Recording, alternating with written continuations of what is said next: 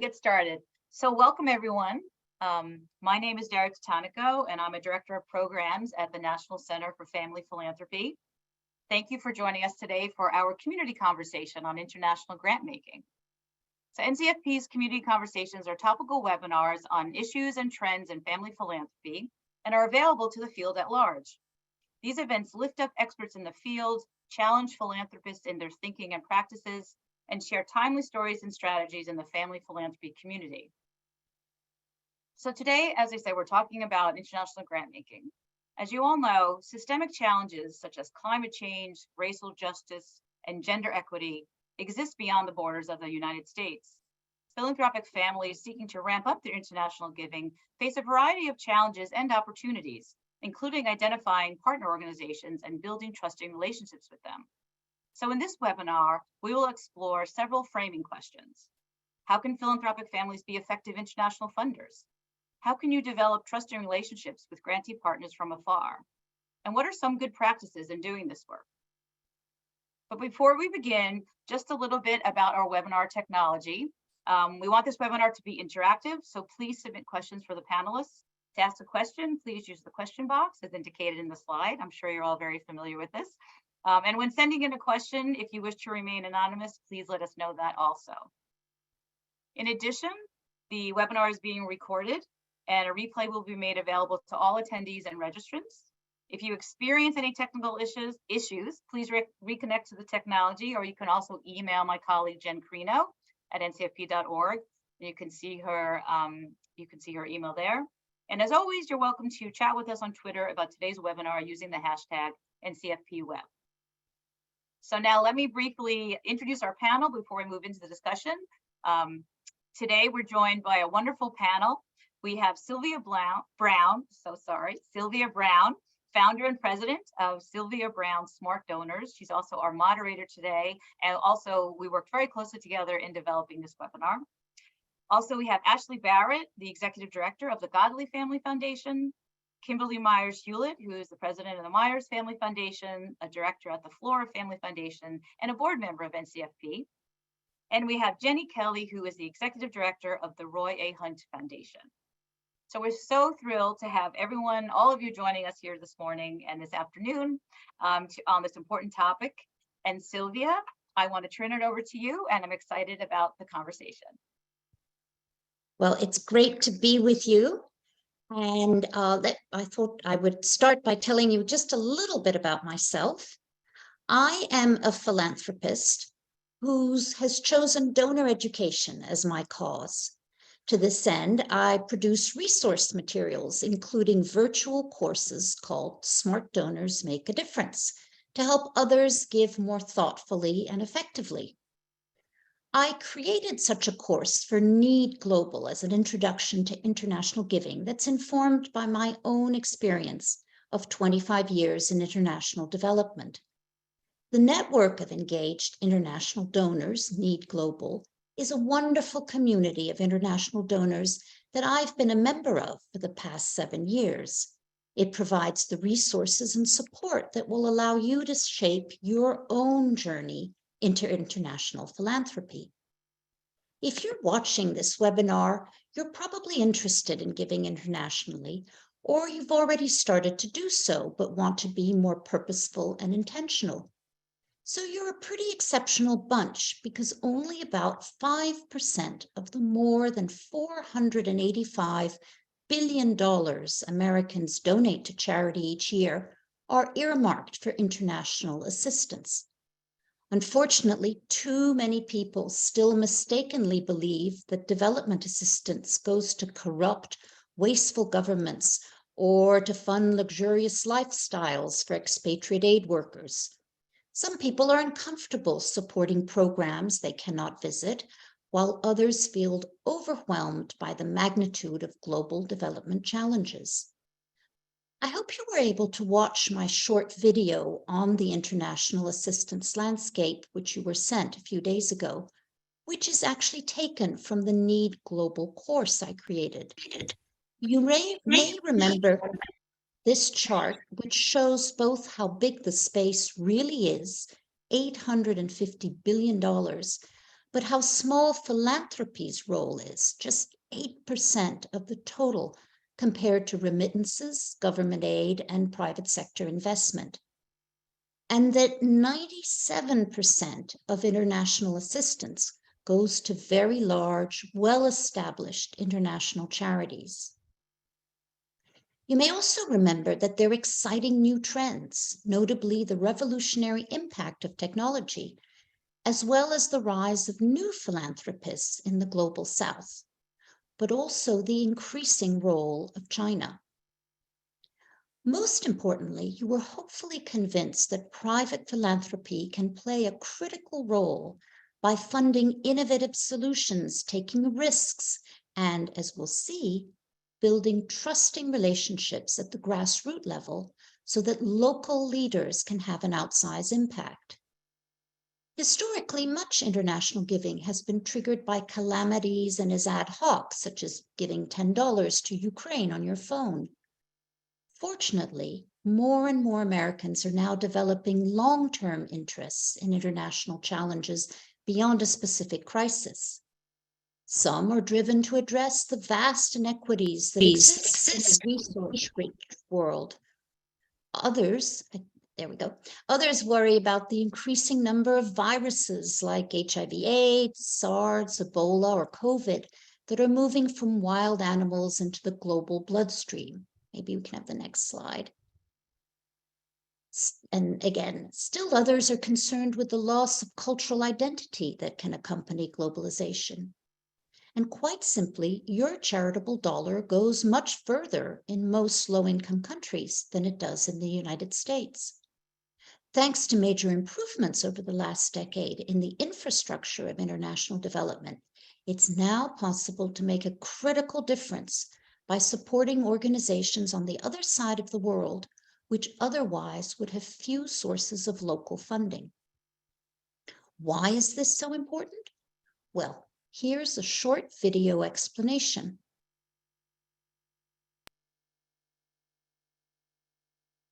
And shall we see the video?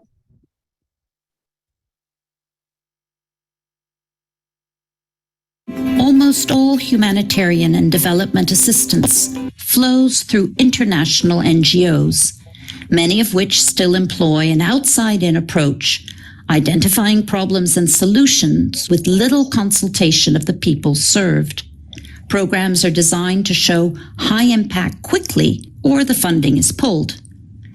When local organizations are subcontracted to execute programs for international NGOs, who themselves receive funding from governments and multilateral organizations, the rigid budget structures, heavy reporting requirements, and short project cycles cascade all the way down the line.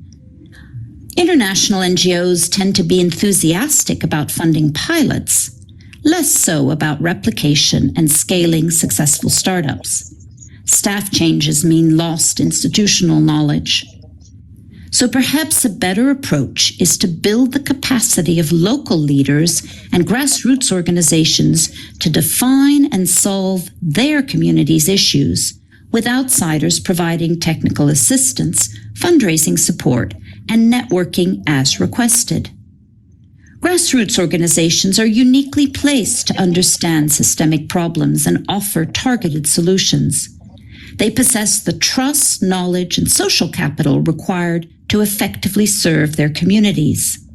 With the capacity to solve real-world problems in groups of 100 to 10,000, community organizations can incubate, test, iterate, and prove ideas that can then be taken to scale, particularly in partnership with government entities. And by strengthening the social fabric of a community, grassroots organizations can build a collective voice and demonstrate collective impact to demand more from their governments. Local leaders provide consistency, continuity, and cultural sensitivity to implement sustainable, lasting solutions. And we know that systemic change takes far longer than the usual 5-year grant cycle. And when compared to large international NGOs with high operating costs, grassroots organizations are more efficient with capital because they're embedded in their communities. These organizations have always existed, but until recently they've remained in the shadows, seen as too small or lacking in the formal capacity that global development actors need for rapid impact. For example, less than 2% of international humanitarian aid goes to local organizations in the countries affected by disasters. Only 5% of U.S. foundation giving to Africa goes to African-led organizations. Today, however, donors realize that grassroots organizations are an effective mechanism for impacting hard-to-reach populations in large numbers. But how to provide them with the flexible, unrestricted funding coupled with the appropriate technical expertise and networking they need to grow and thrive? How to balance proposals and reporting requirements to both satisfy the requirements of foreign donors while not overwhelming local leaders, who often feel they're in perpetual survival mode. A growing number of organizations in the U.S. are tackling this challenge, such as One World's Children's Fund. The story of One World's launch in 2000 is a common one. 3 friends traveling in India were moved to do something upon their return home. But while most heartfelt initiatives of this kind fizzle out after a few years, these founders adopted a more strategic approach by launching a fiscal sponsorship service to grassroots organizations around the world working with children so they can fundraise in the U.S. One World also offers training in organizational sustainability. More and more intermediary organizations are recognizing the catalytic power of supporting grassroots initiatives. Some, like the Global Fund for Children, act like investment funds and channel donations to community groups they've selected and vetted.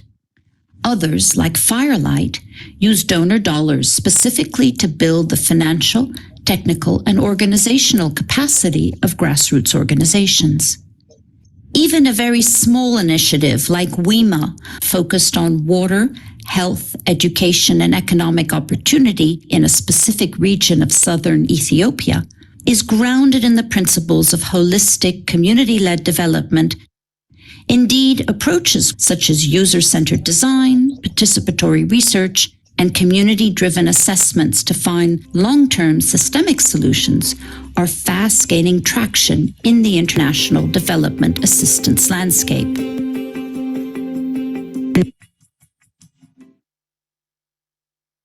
The video we've just seen mentions a few intermediary organizations that will ensure your funds get effectively channeled to grassroots organizations. But what if you want to engage in more meaningful relationships and partner with local organizations? Well, today we're going to meet representatives from 3 family foundations of different sizes that are all at different stages of their international journey. But what they have in common, other than being both Need Global and NCFP members, is they all have forged trusting relationships with peer organizations and with their grantees. Jenny Kelly is the executive director of the Roy A. Hunt Foundation of Pittsburgh, Pennsylvania, which recently started allocating funds to international development. Today, it's about 7% of its annual grant making. Ashley Barrett is the executive director of the Godley Family Foundation of Rhode Island, which has been giving internationally for 10 years. Today, that represents about 50% of its annual grant making. And Kimberly Myers-Hewlett is a family council member of the Flora Family Foundation of Menlo Park, California, which has also allocated funds to international development since its inception 25 years ago. Today, they represent 56% of its grant making. Thanks so much for joining me today to talk about your experiences. Let's Sylvia, begin I'm with how, yep. so sorry to interrupt, but your Yes. video is not on. I wasn't sure if you Oh, wanted to turn it on. absolutely. Sorry about that. No worries. Thank you so much. Sorry for the interruption. Yeah, that's okay.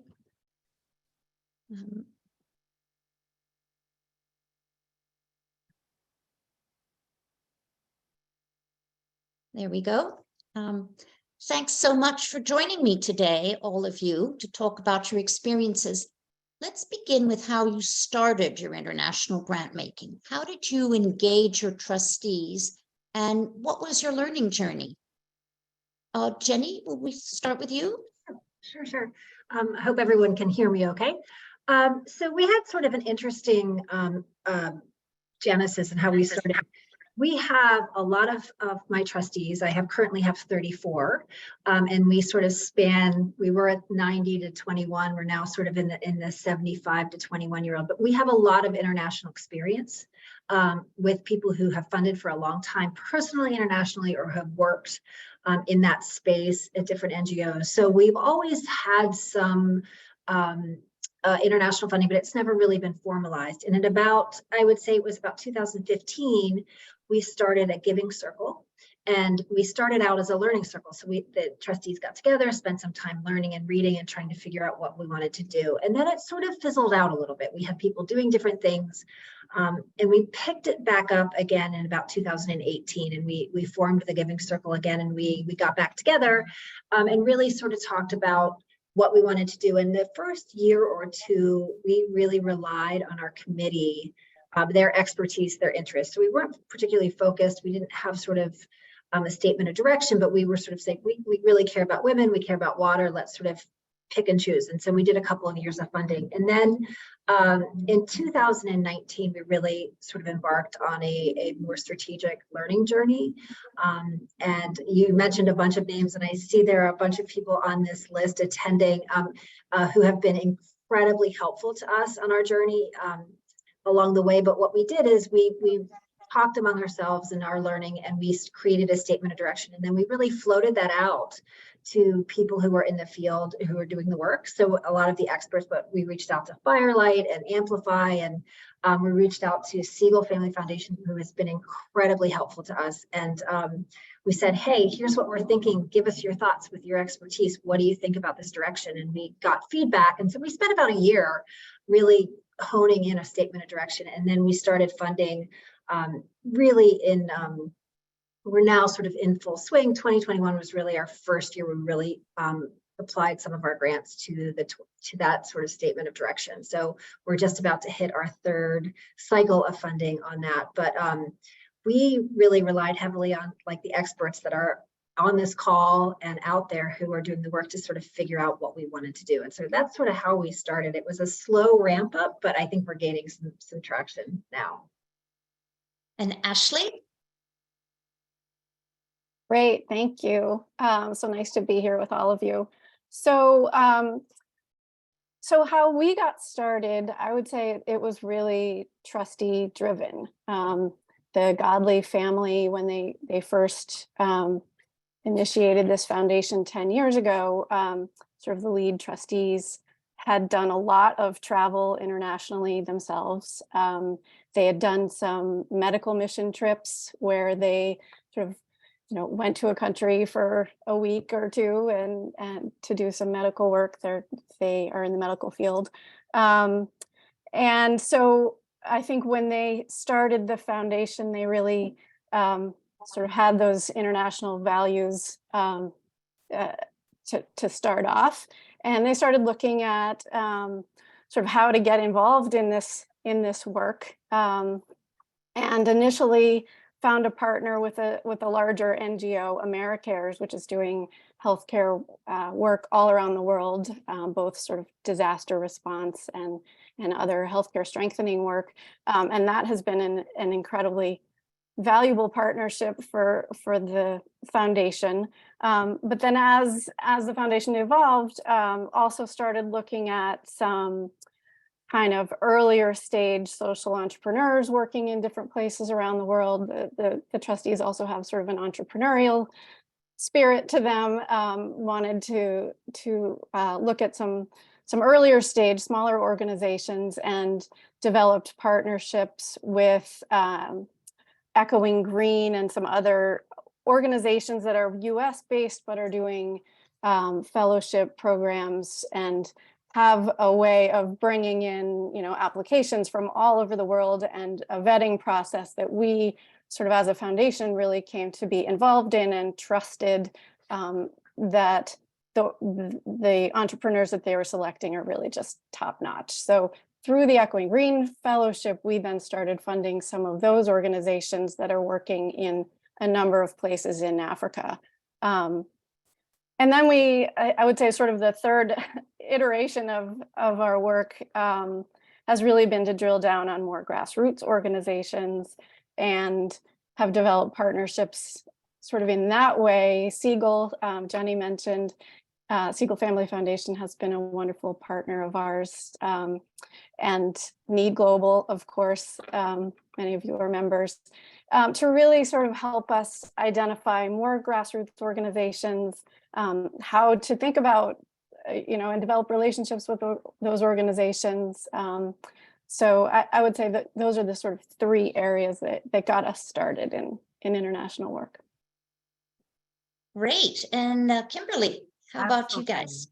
Well, thank you very much, Sylvia, for having us on this call. It's really exciting to be in a place where I can hear about other people's journey. I think that international grant making started with me personally on two different sides of my family. At the same time that my dad and mom started a foundation, I also became part of my husband's family foundation, the Flora Family Foundation.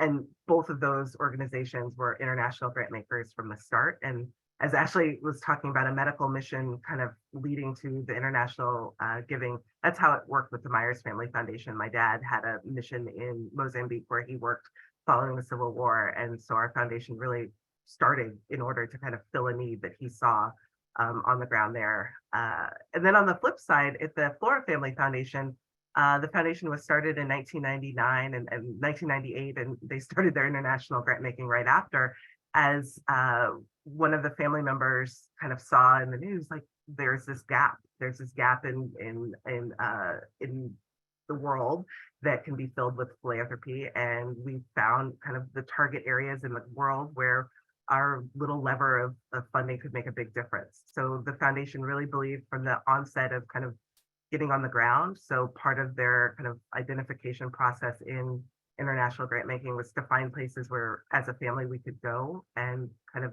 get to know the communities that we wanted to support. And that kind of led us to a faster way of finding those grassroots organizations with which we could build relationships and be on the ground with them for a period of time. I think that's the other kind of characteristic of the Flora Family Foundation's GAP program is kind of the length of time that we're with an organization. It's a kind of a longer time period. As you kind of mentioned in your video, it is not just kind of the 3 years and out. We really want to help these organizations build to a stronger level. And we really want to, as a family, kind of go on this learning journey with how we can be better philanthropists through our international giving.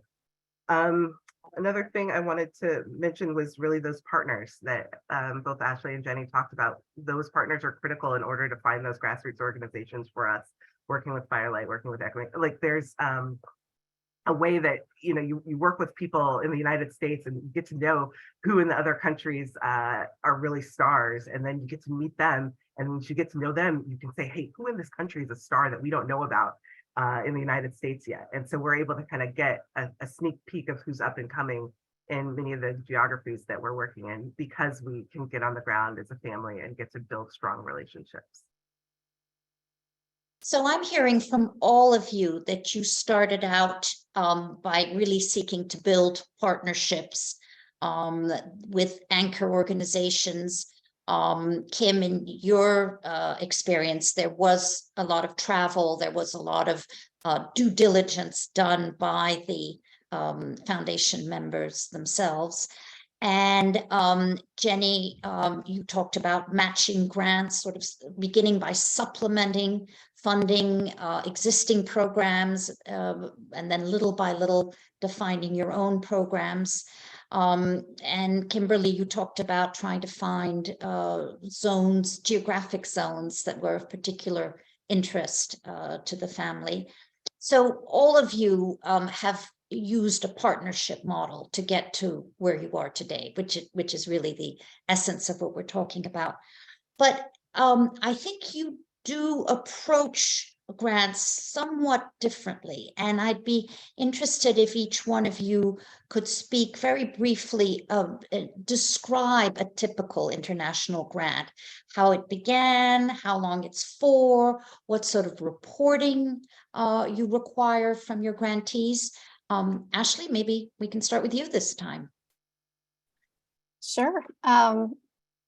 So I don't know if I can really describe a typical grant because we have done lots of different types of grants, and I feel like we're still sort of learning what the best approach is, even after 10 years of doing this.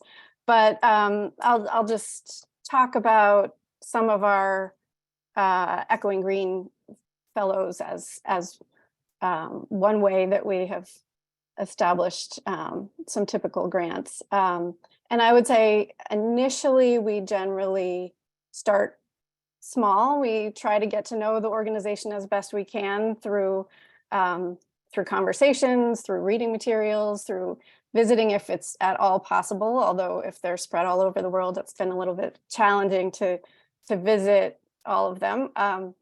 But generally we, try to make that sort of personal connection.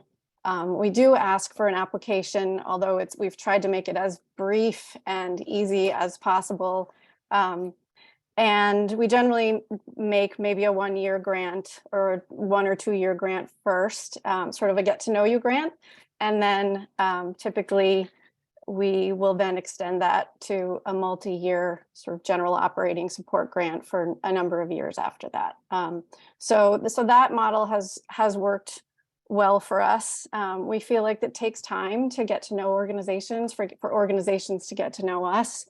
In terms of our reporting, again, we try to be as flexible as possible. We do ask for some reports, but we tell our partners that they're welcome to submit reports they've submitted to other funders, or give us their newsletter, their annual report thing. If they have a schedule that works really well for them to report that it doesn't match our schedule, we try to be flexible and just really have it be a two-way partnership. Kimberly, you have a really interesting specific example with Fiji. I'd love for you to talk a little bit about that specific example, if you could. Absolutely. So this is a different program within our foundation. I should say that the Flora Family Foundation is comprised of about 30 family members who are all kind of family council members. We have a rotating board. We have a executive director full-time, and then we have a program officer who's kind of 3/4 time full-time. That varies. So we're a very small staff, but we're a large family, and so we kind of dig in and do a lot of the due diligence and work ourselves. One of the areas that I really care about is marine conservation, and within that area, a couple of other cousins and my brother-in-law were also interested, and so we created a little bit of an initiative on marine conservation. We did the thing where you find the partners and you find where the problems are, and you dig into that, getting on the ground. So we were working with WCS, the Wildlife Conservation Society in Fiji, and we found some really interesting opportunities for supporting marine protected areas in Fiji. And we kind of, with our grant process, we try to be flexible. We try to really have that general operating support. The application, I even think our staff member kind of fills out the application, a lot of it already, and then she gives it to them saying, hey, can you confirm and continue? So it's sort of that we try to make it easy. But then we had the opportunity to kind of see these projects in action after we had started doing some grant making there.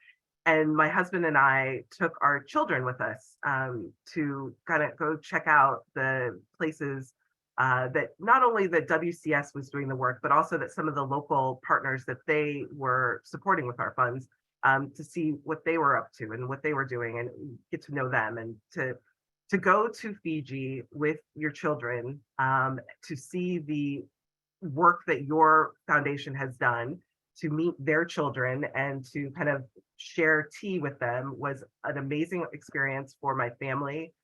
for me to see my children kind of grow up through that, for them to say, invasive coral, mom, we've got to like go get that. Or I guess they were sea stars, invasive sea stars, we've got to go protect from that.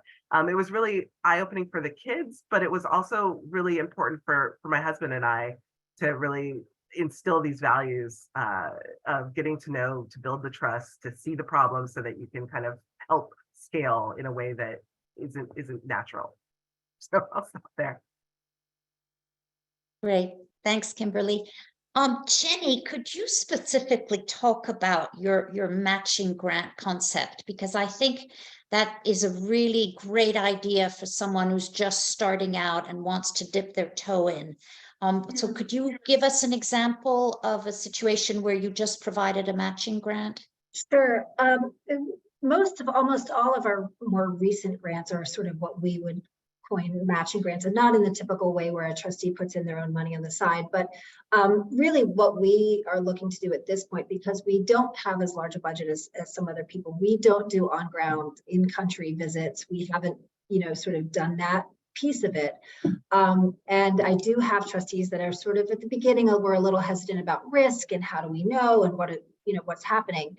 And so we've really sort of relied more on some experts in the foundation community. And we've really said, there are some people doing great work who have great contacts and they're in-country led. And they're really exciting. Why don't we take the opportunity to add our money to some projects that are already happening out there? And so because our grant size is generally in the $15,000 to $25,000 range, we're not starting new things. We don't have the staff or the expertise to really help that along, but there are plenty of people who do. And so I think what our sweet spot is a little bit is to be able to say, this foundation is working with this organization, they're doing a great job. Why don't we add to what they're doing to really give it a boost? And so that's sort of what we've been focusing on. And so that means our process is very staff driven. We do have an online portal where people can submit over the transom, but what we found is we just get flooded and it was almost impossible to know where these are and what was happening. And so I do a lot of the due diligence. I do a lot of the reaching out to see what my peers are doing in the space, and come up and call the list into things that I think really fit nicely within our statement of direction. And so we fund once a year, and we usually fund single year grants. We will start to do some more continual funding as we get along, but for now it's sort of a 1 year process. And we don't really require follow-up reporting on a $15,000 grant. It just seems like I talk to our peers enough to know that if something is going sideways somewhere, I will hear of that. But it's a sort of not a great use of time for anyone, especially the organization who's doing the work to sort of have to do paperwork on a $15,000 grant. So we aren't doing that at this point. We have had one of the things that's worked really nicely, I'll just add, there have been a couple of organizations that we've been able to have scheduled video calls, and it might be in the evening or it might be really early in the morning, but I have found that's a great way to engage trustees who were not going to Kenya or were not going to Rwanda, but the organization has the capability to make that happen, and it's turned out to be a really wonderful resource, and it helps my trustees get excited from really far away. So I would say that that's been a really helpful tool for us. Great. Kimberly, I just want to circle back to you for a minute before we move to another topic and another question. When we initially spoke, you talked about the somewhat fairy godmother role of the Hewlett Foundation.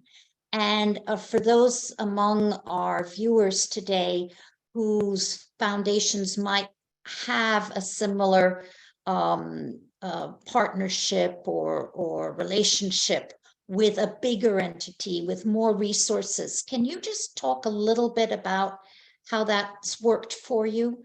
Absolutely. I think that my husband's family did an amazing job in creating the FFF to kind of be a training ground for family members as they might move into really working with the Hewlett Foundation. The Hewlett Foundation is kind of it's a majority non-family staff, or excuse me, a majority non-family board, where some family members do rotate in and out. So the Flora Family Foundation is an opportunity for the Hewlett family and their spouses to really get knowledge and training in philanthropy.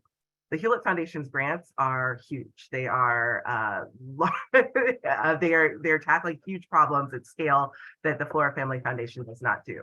But what that means is that there are opportunities where Hewlett Family Program Officers find really cool, innovative, that's our sweet spot, kind of the like up and coming, needs a little bit of funding to go somewhere to get past that valley of death or whatever. That's where we are able to work with the fairy godmother to kind of get some ideas, to plant some seeds where we can then run with it. So I think that having that, we're even housed in the same location as the Hewlett Foundation. So our staff is able to really commingle with them. And we're very lucky to have such a close relationship with such a great fairy godmother. And I do want to add something that I put in my notes that I forgot to say when I talked about travel, is that when we take our kids on these visits, Billy and I, my husband and I are paying for that ourselves. There's no conflict there. We want to make sure that like everything is above board. That is very important. So I wanted to be transparent about that. Great. Okay, so let's move to sort of the other side of the coin and talk about lessons learned. And because it's not all rosy and easy. And in fact, international assistance is really difficult. Could you talk about a situation where you've had to do some course correction, or where you've been disappointed, or things haven't really worked out, and what you've done about it? And let's see, let's start with Ashley this time.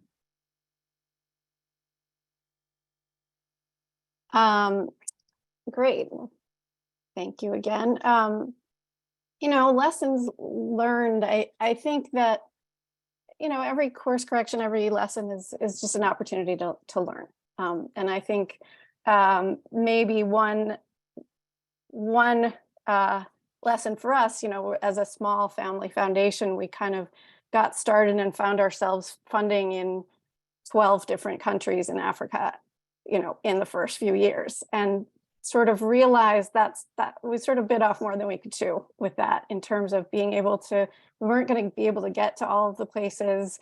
We, just the context is so different in every country. And, there's just, it would take multiple lifetimes for us to really fully understand each of the countries that we were working in. So we've had to kind of scale back a little bit in terms of where we're funding. I think we're still in a lot of different places, and I think that's the other challenge, is that once we develop partnerships with organizations, we really love them, and it's fun for us to partner with them and watch their evolution. And so while our sweet spot is probably really the earlier stage, that valley of death that Kim really talked about, or getting an organization from one size to the next level, we continue to partner with a number of organizations that have grown beyond that stage. And so we're still working on it, I would say. We've had organizations that have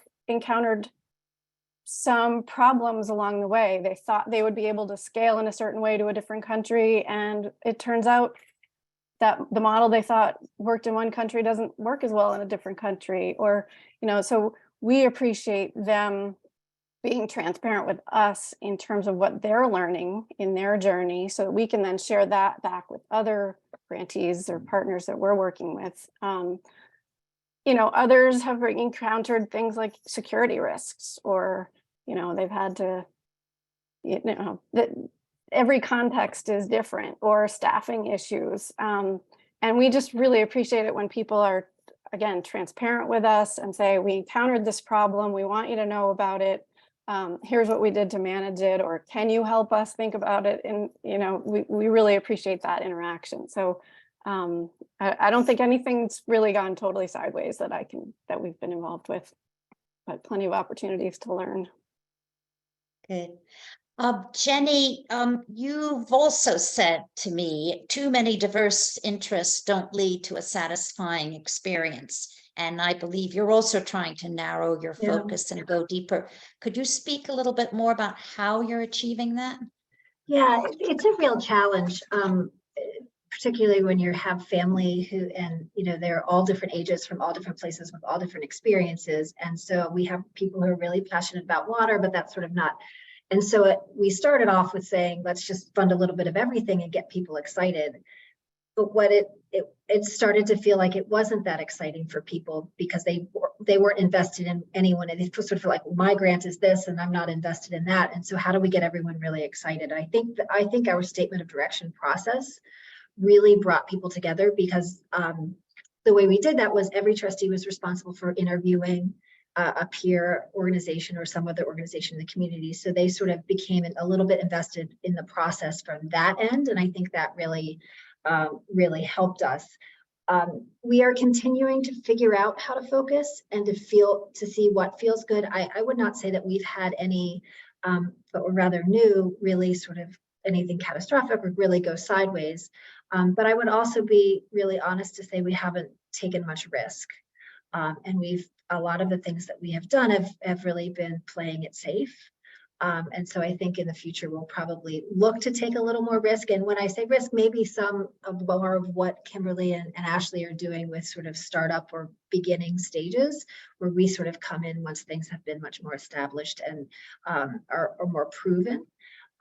So for us, a real work in progress to figure out how to keep everyone engaged. I do think the video calls that I mentioned earlier have really helped us with that. And I also think that there are, like NEED, NCFE, there are so many great resources out there that if you tap into them, I think there are some really interesting learning opportunities for trustees to get them together to learn a little bit more about what's happening. And because I think a goal of ours is really to try to go deeper on some specific topics. I think that will help us.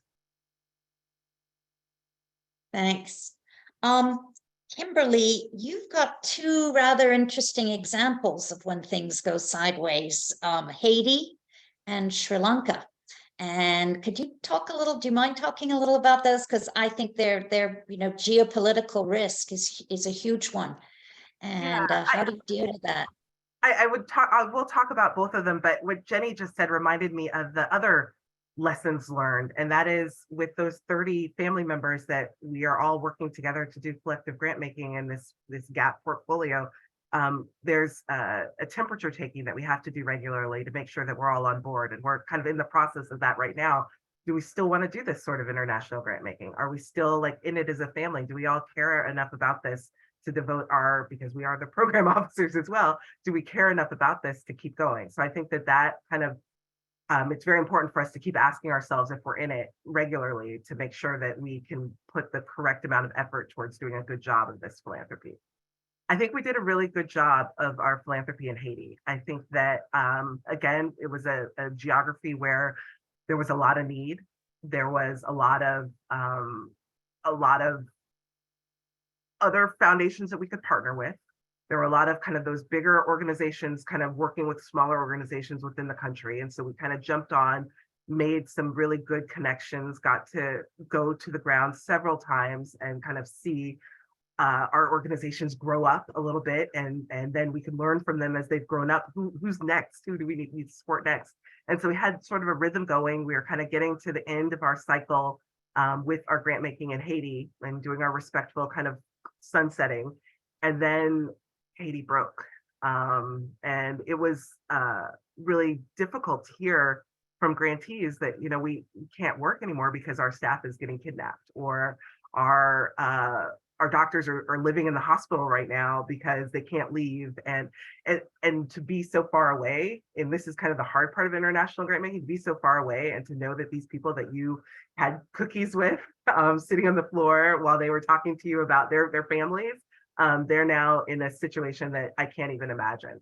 And so that has been really difficult as we are trying to figure out how we can still be helpful in a country where there's really not a government. And so that to be determined how that works out. But I will say that because we were on the ground and because my family was able to kind of meet the leaders of these organizations, there is a connection and tie there that through this really hard time, you feel something, and it's deeper than giving money. It's like, how do we really support you? The Sri Lanka example is more of an organization where I am on the board, Seecology. It's an organization that uses field partners around the world to kind of find island opportunities to support local communities and what they need. And in Sri Lanka, the mangrove forest needed to be rebuilt because there were a lot of kind of environmental issues, a lot of fishing issues. So we developed a program at Ecology to help rebuild the mangrove forests. And again, when one government is in power and they're on board, like things can happen and things happen quickly. And when governments change, it's a whole sort of rebuilding process that you have to go through. And that is how giving is. You have to like figure out how you can get back in there and do the right thing. And that's what we're doing as an organization. And it's because you know the actual people on the ground. When the larger government changes, you can still find your opportunities. And so I am very hopeful of that project. The museum that we helped to kind of create to invigorate the youth into caring about mangrove forests and their environment has reopened since COVID. And we haven't really talked about that, but international giving through COVID has been really a challenge. And that's when those Zoom calls have really, I mean, it kind of changed the way that we can give in this time when people couldn't leave. So that was, yeah, lessons learned. Yeah, what you're saying really echoes with me. My husband is the managing partner of several non-bank finance funds in East Africa. And, 1 week, $3 million will have disappeared. And the next week, the government will change the law. And the next week, suddenly the central bank will require a much higher amount of reserves that all the small non-bank finance institutions can't come up with. And the fourth week, it's something else. It's tough. It is really tough. It's very gratifying, but it's not easy doing international assistance. We have to recognize that. So in that light, could I ask each of you to give one piece of advice to someone who's just starting out on their international philanthropic journey? And most importantly, is that different advice from what you'd give someone who's starting out funding domestically? Jenny, do you want to start? Sure. In our case, I think the way we fund internationally is not dissimilar from the way we fund locally in our neighborhood. And I have found NEED, NCFP, Firelight, Siegel, you name it. People will take my call and are so helpful and incredibly knowledgeable. We have just this wonderful community. And I think the more we talk to each other, the better we will be. But I have really been fortunate to have help from so many people, which is not dissimilar from how I learn about what's happening in my community in the backyard, and I pick up the phone and I call or I make a visit. So my suggestion is to reach out to people to see what other people are doing and what you can learn from other people in the field, and sort of grow with them. That would be my suggestion if you're starting out. Great. Ashley? Yeah, I think I would say kind of similarly that to me, it's not that much different than sort of the way we go about local funding, which is, try to learn as much as you can, but then you just have to get started somewhere. And you may not know everything there is to know. In fact, you can be sure you won't know everything there is to be known. But in getting started and developing maybe one or two partners that you trust will help you learn and grow. And one thing I saw somebody in the chat talked about communities of donors, and we've participated in the NEED Global Giving Circles we've been in 6 or 7 giving circles now, and we found that's a really great way to learn about an issue and, collectively with other donors sort of drill down on a topic and then make grants together collectively and, try to bring in voices of local grassroots leaders and then make grants in that way, sort of very small sort of starter size grants, I would say, but it's an easy way to get into this space, I think, at a pretty low risk. So I would say just get started somewhere. I would concur. I don't have anything novel to add, but I think I would say that there's a sort of respectful listening that I would do for both domestic and international grants that is really I think critical to me finding the heart in my giving. I think that it's really, for me personally, I really need to, or I like to connect with the communities I'm granting towards and or with. And there's a lot of listening and understand, like being in their shoes, that really helps me figure out how to be helpful in their bettering themselves. Thank you very much. Before we move on to questions, and maybe the three of you might want to just switch your cameras off for just a few minutes, and then we'll all come back on for the Q&A. I just wanted to talk to you a little bit about what we've seen.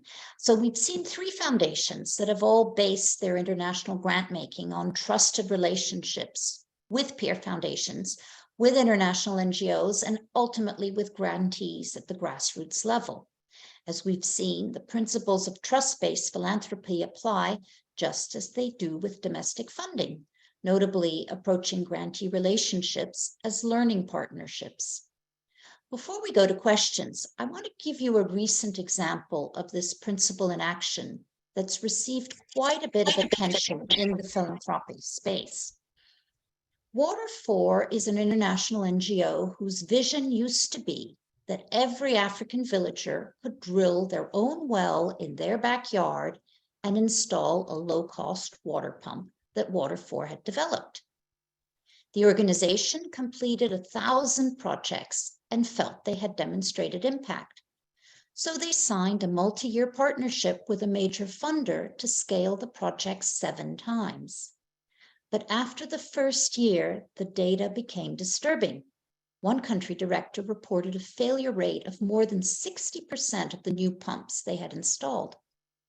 Water4's CEO had the courage to alert his funding partner, and together they agreed to stop the program and undertake a door-to-door survey to determine what families really wanted and how much they were willing to pay for clean water. The survey showed that community members didn't want their own backyard wells. They wanted the convenience of piped water, and they were willing to pay for it. Water4 now uses philanthropy to install wells, but a local business maintains them, thus building a market. That was a painful process. Water4 had to throw away its own innovations and technology. The funder had to make a massive course correction to turn its beneficiaries into clients and to meet their desires. But this illustrates the ultimate trust-based relationship. So if you want to learn more about how to ensure your international giving is trust-based, here is the course website again. And if you could just go one slide back. There we go. That's the course I was telling you about. All profits from this course go to Need Global and its great work. And if you're interested in joining a terrific community of international donors, that's the next slide, who are really making a difference, here's Need Global's information again. And that's the slide before, I think. There you go. needdonors.org. So now we're going to go to the Q&A, and if I could ask my wonderful speakers to come back on, and we'll launch the questions. Maybe we'll start with a question that I got last week, actually. People did send their questions in ahead of time. And actually, I got 2 or 3 questions, all more or less asking the same thing. Is there a fundamental contradiction between the large anchor organizations, the funding brokers, and the small grassroots organizations and community groups, which many people refer to as voiceless? It's almost like a David and Goliath situation, or good guy, bad guy even. Now that you have worked in this space, do you feel that there is such a contradiction, or do you think it's not quite as distinct as some people might think? Do one of you want to approach this, or several of you? I'll just jump in quickly, and I think that the larger organizations, they depend on the grassroots organizations in order to do their work, because they can't be in every community, and they have to find partners on the ground if they want to see the change that their kind of mission is forcing them to do. So I think that they rely on the partners, and because of that, they find good ones. Usually, in my experience, I think that of course there's always ways for bad actors to happen, but I think that for our foundation, it's really important for us to find the one broker to lead us to the rising stars. I don't think it would work very well for us to just go to a community, or to go to a community directly, because we don't have the introduction, we don't have they don't know why we are there. So I think that middle person plays a role in introducing us to the grantee in the same way that we are introduced to the grantor, or as the grantor. Do Jenny or Ashley, do you want to add to that? Yeah, I would just say I agree. I don't necessarily think it's a contradiction. I think it's, it's really a matter of approach, I think, and trying to, those intermediary organizations or the larger organizations, as Kimberly said, really, I think serve a vital role. But there are organizations who, feel like they know best and want to do this and don't really necessarily want to listen to voices on the ground. And, maybe that is a contradiction. That's a contradictory approach to sort of lifting up local voices and having something be community driven. So it's really more of a matter of approach and not necessarily the size of the organization, I think. I would just, as you were talking, Ashley, it just occurred to me, I mean, that's not different from the conversations that we're having about local communities and larger organizations and grassroots. And so it's not distinct or special to international when that happens. I think we're having those same issues and discussions sort of in our local communities at this point as well. Okay, great. Another question, could you tell us what percentage of the organizations you fund are locally led as opposed to expat led? Is that something you know and could answer? I percentage wise, I mean, I would say probably 80-90% are locally led for what we're doing at the moment. Or they have a local board at the very least. If they're not locally led, they are locally driven. So I would say most of what we're doing is that. I don't know the percentage offhand, but that is one of our kind of metrics, like the board or the leader of the organization is of the community. And I think that that's even important in our domestic grant making, that we kind of have the right people leading are the people that are in the community.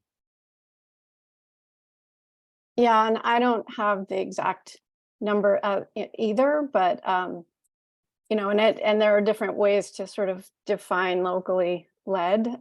We have a number of organizations that have co-CEO positions, for example, where one person is located in the country and the other person is in the US and is sort of has more of a fundraising role. And then a very diverse board. We always look for organizations that have a lot of different voices of local community members on their board. So I don't have the exact number, but it's something we look at in all of our grant making.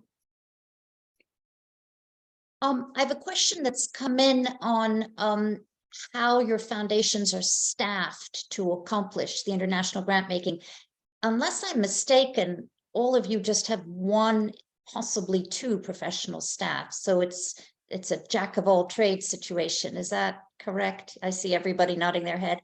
We don't really have representatives of a big foundation. I don't know, Kimberly, do you know about the Hewlett Foundation? That's kind of the other end of the scale. They have a monstrous staff of wonderful people. Yeah. And so they also have like partners around the world that they work with. Yeah. And I know that's what we talk about. Your partners can be like your staff or your ears on the ground.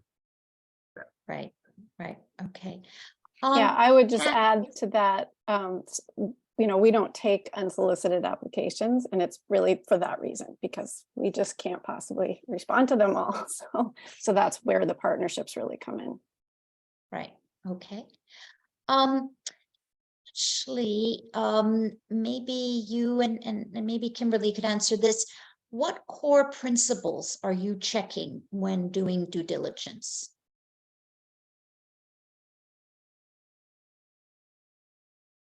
For us, I think, having that local voice as part of the leadership is a core principle for us. We look at, are they addressing one of the SDGs that we're looking at? We really focus on good health, climate action, and gender equity, gender equality as kind of our core areas. So we look to see how organizations are addressing those and lifting up those areas. I think who they partner with is also something that we look at. We always look at, the financials and that kind of thing, and want to make sure there isn't any kind of red flag. Those are the main things, and sort of their leadership style and approach, especially with the earlier stage organizations, is something that we really care about a lot. Kimberly? Yeah, I don't have anything extra to add, Ashley. Okay, Please answer. all right. Jenny, switching to a topical question. What can you do to help scale up and empower communities in startup social enterprises and advocacy for the environment? Now, there are about 5 buzzwords that are particularly close to your heart: social enterprise, environment. I don't know if you do a lot of advocacy, but what are your feelings on what can be done with grassroots organizations overseas Yeah, that's actually interesting, and actually I would love to hear from Kimberly and Ashley on that, because that's sort of interesting. And when you say environment, it is definitely something that's in our statement of direction. It is definitely, we are very concerned about sort of the effects of climate change on communities, and we are starting now to really think about that's maybe one of our focus areas, because it's so impacts sort of health and well-being of huge portions of the population that we're looking to serve. So as far as scaling up, because we're coming in sort of, as a supplemental funder, it's a little hard for me. I might need to think about that for just a second, and I would defer to my peers here. If anyone has an answer, maybe it'll come out. I don't know, Sylvia, if this directly answers that question, but what I heard, what I thought in my mind as you talked about environmental justice in international communities, was the other part of our giving. We are doing a lot more with impact investing as a foundation.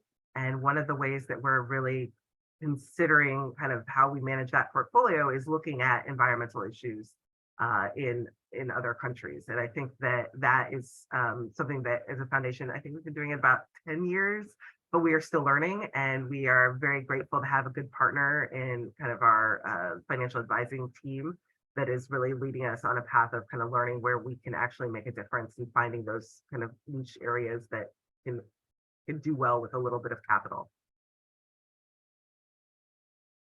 Okay.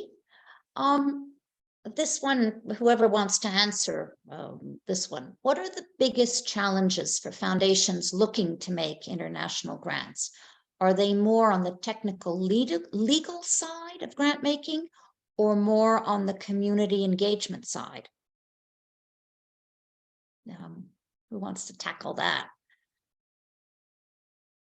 I think that it's very important to get the legal and the actually writing the check correctly part right. I think that's very important. I think it's very important to understand the community voice when you are going into a community that is not your own. But in order for this to work for your family foundation, I think that there's a really important sort of internal desire to do the work. And I think that there's got to be some reason why your family keeps coming back to this geography or to this area issue. And there's got to be something that is really connecting your family to the issue in order for the philanthropy to like feel good.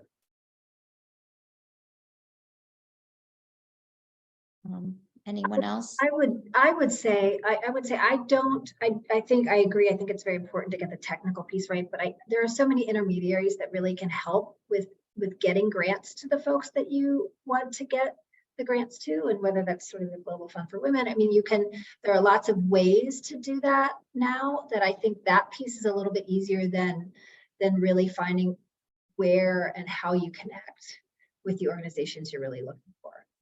And I think that's more of the challenge, at least on our end, than the technical piece. Yeah, I would completely agree. I mean, there are a number of organizations that, have a US-based 501c3, or that, have equivalency determinations that are pretty easy to access. So the technical piece, I think, is important, but not a deal breaker. Here's a rather provocative question on inequality in grant making. I'm just going to summarize, all this going through partners and other funders, and all that's great. But what about organizations that are outside these existing networks, the famous voiceless? Do you feel badly that you're not reaching them?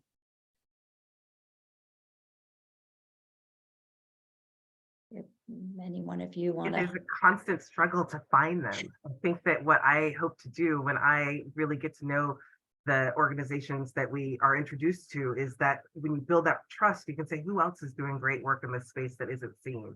And that once you are working with people on the ground, you'll be able to know who else on the ground is doing good. So I think that you've got to build some relationships with someone so that you can find those voices that are quieter, and help inspire them, or help infuse them. Yeah, I would agree with that. We've gotten involved with some sort of intermediary organizations like the Agroecology Fund that really have an extremely robust sort of participatory grant making approach, where they're really, I think, trying very hard to lift up a lot of different organizations that may not be, that would have previously maybe been seen as voiceless, but they're doing a wonderful job of finding those. So again, you just have to sort of start somewhere and know that you're probably not going to get it perfectly right, and you can sort of let that hold you back and not do anything, or you can sort of just go forward and learn along the way. And just to keep going with where you went, Ashley, we have to support those intermediary organizations so that they could do that finding of the on the ground of these other organizations. So the idea that we want to use these intermediaries just to get to the grassroots organizations that they found and fund them, you actually have to fund this intermediary group as well, so that they can keep finding good organizations for support. Yeah, I agree with all of that. I think it's totally accurate. And I would say we are looking to fund a bit in Myanmar.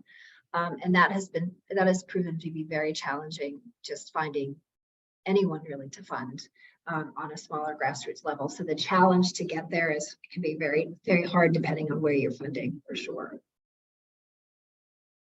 Just to go back to what Kimberly was saying, for those of you who had a chance to watch the 10-minute sort of intro video, and I hope Need will give you the link again in case you weren't able to. A lot of people who don't know any better have a misconception that supporting intermediary organizations is just spending money on overhead, and that the money should go to the beneficiaries, or it should go to the actual people in need. I just want to reinforce what Kimberly was saying. Due diligence is difficult to do overseas, and it takes a lot of resources, and it's precious, and it needs to be funded. And so supporting these intermediary organizations is terribly important. If they've grown, if they've managed to scale, it's probably because they're doing good work. And so when an organization achieves a certain size, that's not a bad thing. They should be rewarded for their success. And saying that you don't want any of your money to go to management or any internal functions is terribly mistaken. So I just want to put my 2 cents in there. We have a question on how giving circles can help. And I forget if it was Ashley, I think you talked about needs giving circles, which have been very helpful to you. The giving circle movement is a growing movement. And so it's definitely a great learning experience for anyone who's just dipping their toe in this space, or even people who want to fund a lot more. The questions come in on trends in international assistance. Again, in my 10-minute video, I talk about some of the key ones. I talk about new players, the role of technology, new approaches. I talk about some of the big challenges that are going to be facing international development. Do you, maybe each of you could say a few words about trends that you've noticed, or something new or something exciting that you've discovered in the international space, which you think is a new development that's got you interested and excited? I will just jump in and say a trend that I've noticed since COVID, and it's probably just been there for a long time, we just haven't really talked about it, but really is mental health and the mental health needs around youth, especially, in this time. And I think that there's a big push for that. And I notice more conversation around mental health and the needs for mental health assistance, for sure. I would say the sort of intersection of all of these different issues is a trend. Health impacts or climate impacts health, and gender is involved in climate and health, and these issues are all intersecting. And so we, for example, we fund a number of community health worker organizations throughout Africa, and a number of them have gotten together and are talking about their own climate impact. And we ask on all of our grant applications, whatever sector it's in, we ask people to talk about, how are you thinking about climate? How are you thinking about it in your own organization? Or, if this is your main focus area, how are you thinking about it? And I think, so the intersection of these different issues, it's very difficult to work just in one silo and not have it intersect with some of the others. And all the issues are kind of woven together. And so it's really I'm grateful to be a part of a foundation that believes in supporting the weave. So we don't have just one strand that we have to focus on. I think that a trend that Jenny started with youth, I would say I see this in the leaders that we're working with, and that they and their teams are also in need of support, wellness support, and care in that way. And I think that's, I guess, both domestic and international, but the work that we're doing to care for others is something that takes from us. And so it's really vital, I think, to kind of support the wellness of those people that are doing the caring. And I think that that's something that I hope to do more of. Great. And interesting questions come in. I mentioned the rise of philanthropists in the global South, something a lot of people don't know about.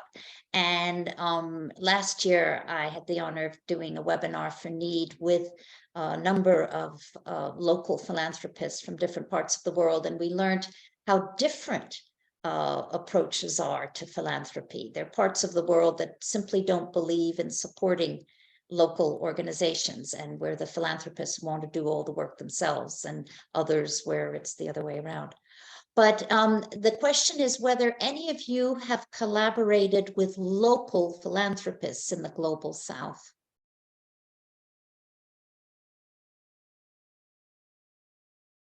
No.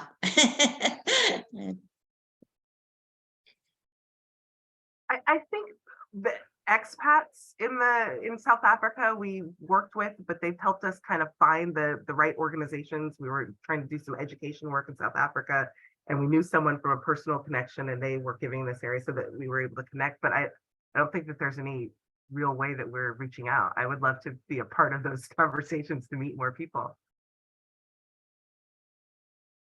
Yep. Oh, no. Okay. Well, obviously something to put on our to-do lists. And then another interesting question: what do you wish grantee partners did better to help you in your role? What, go ahead, spill out any sort of frustrations, or look at it in a positive light. If you were to fund some capacity building for your grantee partners, what would it be in? What area do you think they could really benefit from some capacity building?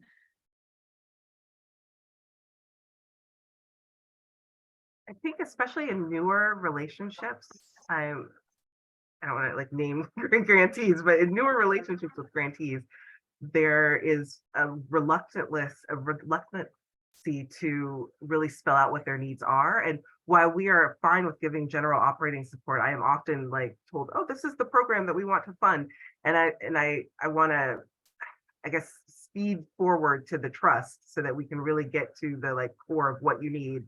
Because I believe in this issue. I believe you're doing great work, but I don't need the like, dog and pony show of this is the formal thing that I want. I want to fast forward through all that. Jenny, Yeah, I see you I would shaking. agree with that.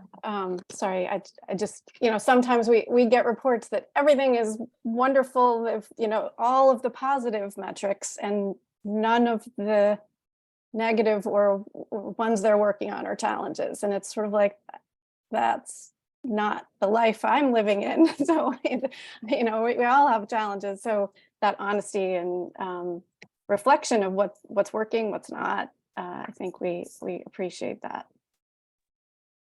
Yeah, that's sort of where I was going.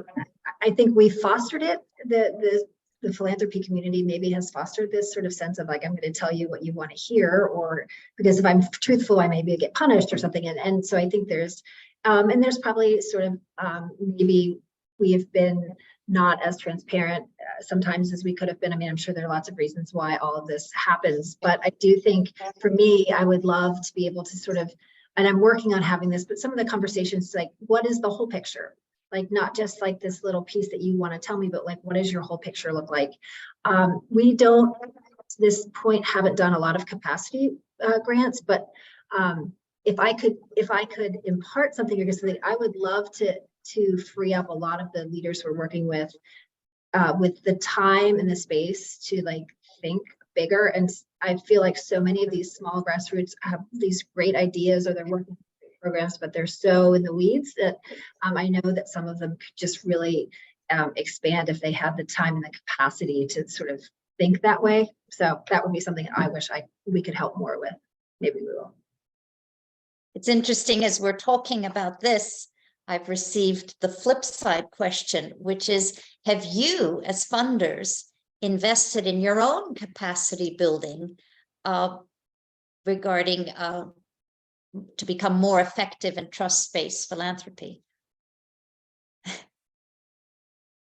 Okay, I'll jump in and I'll say yes. And NCFP has some great tools and learning and action networks that I've done with some of my cousins to really learn about different ways of doing trust-based philanthropy, to learn that we're actually practicing some of the tenets kind of baseline, but how we could be even more so. So I'm really enjoying that kind of opportunity to learn.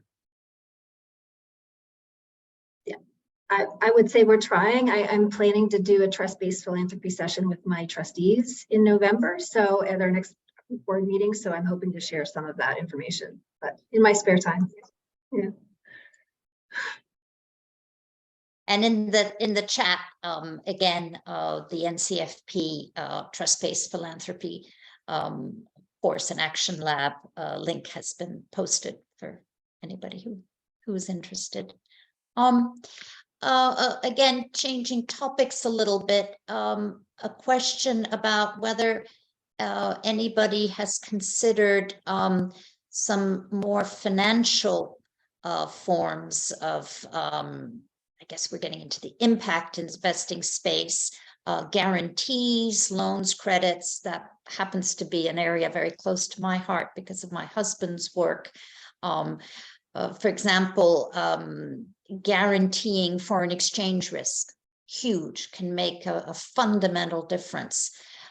People who don't know tend to think about international assistance in terms of building schools and health centers and so forth. But there's a lot of financial support, guarantees that can really ensure that programs happen. And guaranteeing foreign exchange risk is an example of one. Have you looked at any of these slightly more sophisticated forms of grant making? We just don't have staff capacity, I think. I would agree. I think we're not there yet. Yeah, we've dipped our toe in a little and really just found it's too much for one person to really manage. So I think, if as the foundation grows, we may get more involved with that, but you just really have to have the staff to be able to manage it effectively, I think. Okay. Well, for those of you out there who are already doing impact investing in the US and want to continue overseas, there's a world of opportunity out there. There's some very interesting funds available. There's some really interesting programs. I call it microfinance 2.0 in terms of financial equity, in terms of the sort of next generation after the one woman and a cow, as I call it, the very beginnings of microfinance. So there's a lot of really, really interesting opportunities for those of you who want to go beyond more traditional forms of international grant making. Let's see, in terms of other questions, what about, this is a sort of wide open one. What could be done to make international giving more appealing? Why don't more Americans give internationally? Blue sky question. What do each of you think about that? I mean, I'll have to think about for a minute what we could do to make it easier, but I do think there is a perception of risk. And I think there are, as I've gotten more into this space, I think there are ways to mitigate risk and to find, and I think it also, there's this sort of like, it's just so huge, right? And so I have $20,000 or I have whatever, and it just isn't going to make a difference. So I think it's finding ways to connect people to sort of their passion and what they care about, and then finding ways that they feel that they really can make an impact with that rather than just floating it out into the sea. And it's like an abyss, right? And so making that connection, and it's like about relationships, I think. Yeah, I think for us, we, in addition to sort of the trustees' original interest in this area, I think the feeling was a grant in the, $20,000 range or whatever range we were able to support was going to actually go further and have greater impact in some of these communities that we've identified than it would necessarily in somewhere in the US. So it felt like less of a huge abyss actually for us. We felt like we were really making more of an impact and helping an entrepreneur, let's say, really grow in a community. But it can feel very overwhelming, I think. And so to sort of just pick an area, or I always start with, what are you interested in learning about? Not necessarily what do you know about, but what do you want to know more about? And that is a good way to sort of get started. So Great. as I started with, our family's been doing international, the Flora Family Foundation has been doing international grant making since the beginning. And one of the voices in our boardroom brought up the idea of, yes, the dollar goes further in other countries, but our country has a whole lot of problems now. And we have this GAP program where our job, or what we've told ourselves we're going to do, is to kind of address the gaps in wealth. And in our country, my son and his cousin and aunts and uncles, like a whole 3 generations, along with our staff, just came back from a trip to Navajo Nation and Hopi Land to kind of meet some of the grantees we've been working with for the last, I think, 2 years of our program in the First Nations. I think that we are looking at this as sort of like, this is a community that we don't know. It is kind of a closer community that is totally different and has so many problems that we just don't understand. And so I think that the learning journey that we're having right now, kind of in our backyard, is one that is the crux of the giving. It doesn't matter whether it's international or whether it's like here, but because we are learning as a family and we are figuring out how our little lever can like help move something big, that's what the important part is. Kimberly, it's as if you had a magic crystal ball, because that was the last question that just came in. So I'm done. Is how do you balance the blatant need in America with investments abroad? So you've been amazing. All of you, thank you so much. Your 3 different paths have been fascinating. What you all 3 have done, the lessons you've learned have been so useful. It's been a real pleasure working with you. And if I could just make one more plug for the great community that is NEED. It's just a wonderful way to get started, and I really strongly encourage you to join. Thanks so much. Great. And thank you, Sylvia, and thank you, Ashley, Kimberly, and Jenny, for all the wisdom you shared today and for these important points and guidance on the topic. And I want to echo what Sylvia said. Thank you to NEED for partnering with us on this webinar. We couldn't have done this without them, not only their incredible expertise, but their connection to givers around the world. So thank you so much for that partnership. And thank you to all of you who attended the webinar today and ask all your very many questions. We really appreciate the interactivity and the passion that you bring to the field. So I just wanted to let you know a couple of really quick announcements.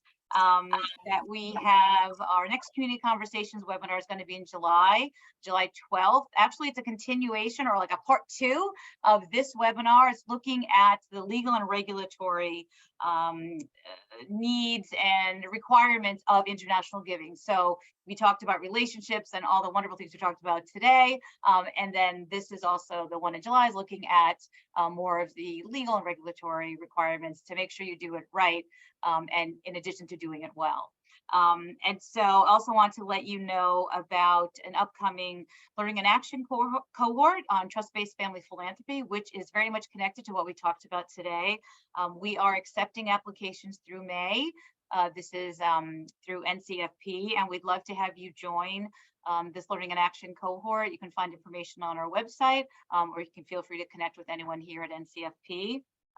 Another way to connect with your peers, as many of you may know, the NCFP Peer Network. We have several that are focused on family members, family trustees, staff who work at family foundations, emerging family leaders, lots of different ways to connect with your peers. So I hope you consider joining a peer network.